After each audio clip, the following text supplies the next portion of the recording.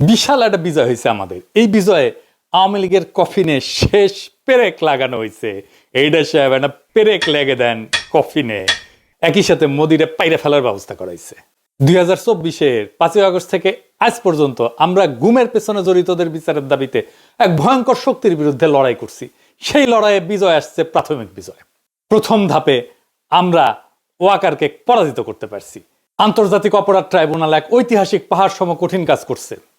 Joint interrogation sell এবং TFI task force for interrogation, এই সেলে গুম এবং নির্যাতনের 2 মামলায় মোট 30 জনকে আসামি করা হয়েছে এবং এর মধ্যে আছে ডিজিএফআই এর সাবেক অনেকগুলা পরিচালক এবং আর্মির, সেনাবাহিনীর উর্দি পড়া দুর্বৃত্তরা।